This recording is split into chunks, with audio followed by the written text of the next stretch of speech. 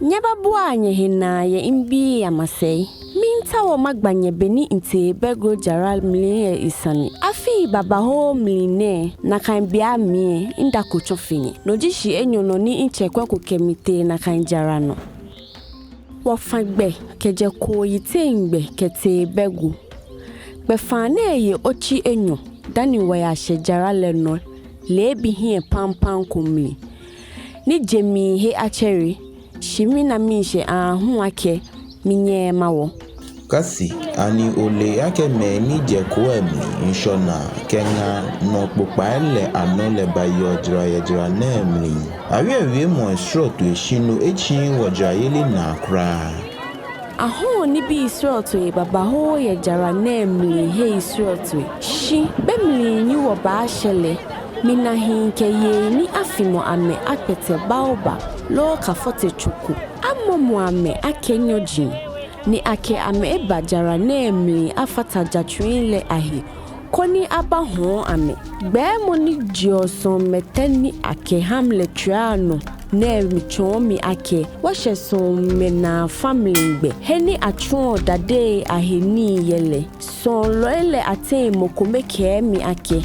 Obanye okwa woni womi sondade ni womi njo nuchumo dade kumeyana shi angme bogbe ake onambo ni wokchakio ni wokechomo teini ake fio dade no meinle wote monsani te aserimole afio no menyese gbane ni abenke shin agbe ni akechimo te mosanjinle ahin shin agbe ne hu la girigiri ni chuo ye son mela temlie wola supu kopuko ni keji amu awomile eyo gbomochole Aryee inte yana muslim kramu foe akutole mi muslim foe ye jaraye bie keke shibie ameyo hu no fe no ni yo bie ye sroto ekokra men fio min jeje ipo keminje awusa sole mochule mli men ko min sole ni onu majin sroto anore moy nibi ni ashoshoin tetepo ye sroto ye bie ashahe echuru ni aketen ni ifefel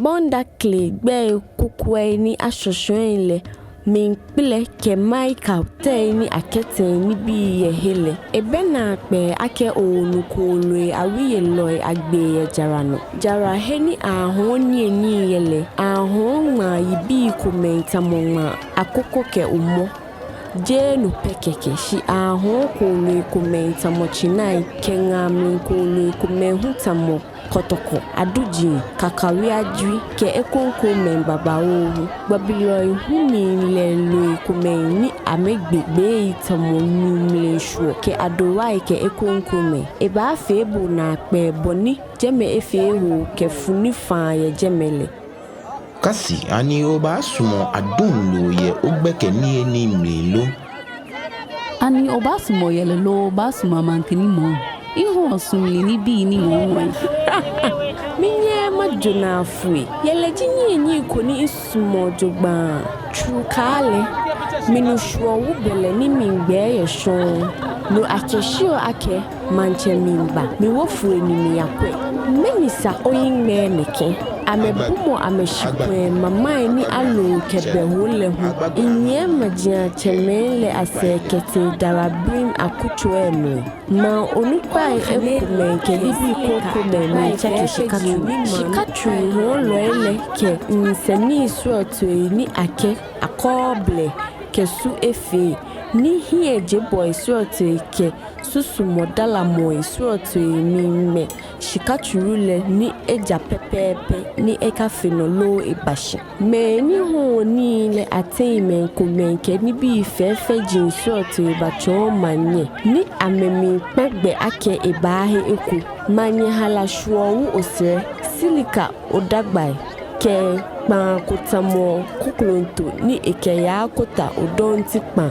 ke hanilu ye bronke klamo akuche le amile mina chukoni emli eyi ke beji suotu beji ne hie daramo ke jiboy suotu aye samai suotu ye ekume ahi ni ekume hu ahile kamashini eflo amehi shi samai be ekume ahi kra ni tenloi ke ni ho lo ele ke mi ake agbo eni yo mi le afe ahahi ni bibi ni yo mi le jije le ano ni amete no ni aye samaye amehi jogban le no mele ashi aha odehe ke gbome wujin mo fe mo banye ahe bele ne eko shije bele fe bele mo fe mo keke banye ahe Bata wa maseye biye kasi. Ani ole ake bleshe moji noko ni hehia wa ni fata mei babao ni yo Afrika ko iten ke Afrika wo imagine le awala shinle he. Kra dani ake tawa ba Begho le mei babao ni yo imagine sroto ya no sheli oba ko ni gbeji bonto.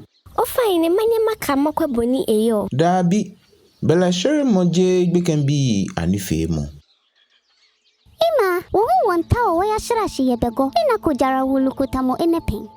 Mobo sandeji ake jara ne bedon Begho jara heshini ejara yeli mashijogban ni adeje imagine wujin ano keba ye jara ye jeme ye afe 1722 mlinle ashante no yeli batutu ajeme ni ebutu ni efa Begho jara le shishi ke amemanche yeli lehu no penny ehweji ekai moni yo midwemo mline ke imbele ni ishelio